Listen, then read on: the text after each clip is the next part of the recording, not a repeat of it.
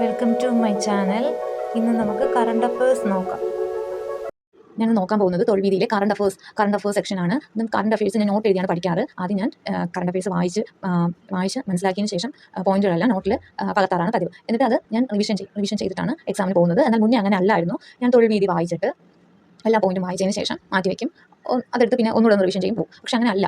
നമ്മൾ തൊഴിൽ വീതിയിലെ current affairs നമ്മൾ പോയിന്റ് വൈസ് ആയിട്ട് നമ്മൾ വായിച്ചതിന് ശേഷം അത് നമ്മളൊരു ബ്രീഫ് നോട്ട് തയ്യാറാക്കണം. അതിലാണ് നമുക്ക് എക്സാമിന് സ്കോർ കൂടാനായിട്ട് പറ്റുന്നത്. നമ്മൾ വായിക്കുന്ന കാര്യങ്ങൾ നമ്മളങ്ങ് മറന്നു പോകും. അപ്പോൾ നമ്മളിത് നോട്ട് തയ്യാറാക്കിയിട്ട് നമ്മൾ ചെയ്യുമ്പോഴത്തേക്കും നമുക്ക് അത് റിവിഷൻ ചെയ്യാൻ എളുപ്പമാണ്. നമ്മൾ പഠിച്ച കാര്യങ്ങൾ നമുക്ക് കോൺഫിഡൻസ് വരും. ഇത് നമുക്കറിയാം, ഇതിൻ്റെ പോയിന്റ് നമുക്കറിയാം. അപ്പോൾ ഒരു പോയിന്റ് നമുക്ക് മനസ്സിലിരിക്കും. അപ്പോൾ തൊഴിൽ വീതിയിലെ കറണ്ട് അഫയേഴ്സ് നല്ലതാണ്. എനിക്ക് അതിൽ നിന്ന് കുറച്ച് മാർക്സ് കിട്ടിയിട്ടുണ്ട്. മാർക്ക് ഇമ്പ്രൂവ് ചെയ്യാൻ സാധിച്ചിട്ടുണ്ട്.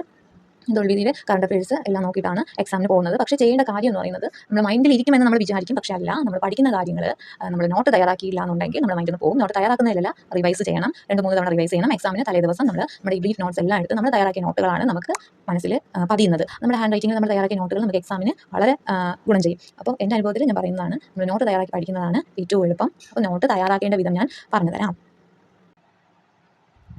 ഇന്ത്യയുടെ ആദ്യ ഉപഗ്രഹമായ ആര്യഭട്ട വിക്ഷേപിച്ചതിന്റെ എത്രാമത് വാർഷികമാണ് 2025 ഏപ്രിൽ 19 ആഘോഷിച്ചത്?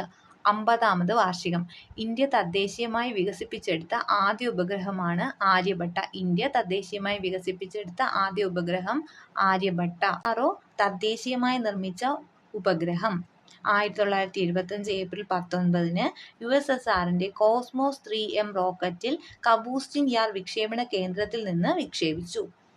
ആര്യഭട്ടയുടെ പ്രോജക്ട് ഡയറക്ടർ പ്രൊഫസർ UR റാവുവിന്റെ നേതൃത്വത്തിലാണ് ഉപഗ്രഹം രൂപകൽപ്പന ചെയ്തത്. അപ്പോൾ ഉപഗ്രഹം രൂപകൽപ്പന ചെയ്തത് ആരാണ്? പ്രോജക്ട് ഡയറക്ടർ ആരാണ്? പ്രൊഫസർ UR റാവു ആണ് രൂപകൽപ്പന ചെയ്തത്.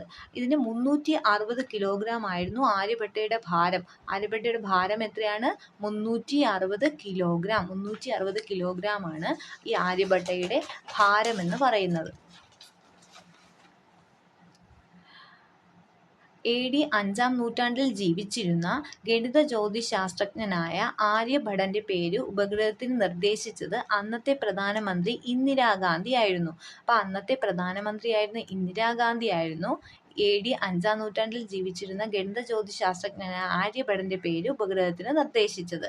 പ്രൊഫസർ സതീഷ് ധവാൻ ആയിരുന്നു ISROയുടെ അന്നത്തെ ചെയർമാൻ. അന്നത്തെ ചെയർമാൻ ആയിരുന്നു പ്രൊഫസർ സതീഷ് ധവാൻ. ജ്യോതിശാസ്ത്ര പരീക്ഷണങ്ങൾ, ഗാമ എക്സ്റേ കിരണങ്ങൾ തുടങ്ങിയവയെ കുറിച്ച് ഗവേഷണം നടത്തുകയായിരുന്നു ആര്യഭട്ടയുടെ ലക്ഷ്യം. അപ്പോൾ ആര്യഭട്ടയുടെ ലക്ഷ്യം എന്തായിരുന്നു? ജ്യോതിശാസ്ത്ര പരീക്ഷണങ്ങൾ, ഗാമ എക്സ്റേ കിരണങ്ങൾ തുടങ്ങിയവയെ കുറിച്ച് ഗവേഷണം നടത്തുകയായിരുന്നു ആര്യഭട്ടയുടെ ലക്ഷ്യം.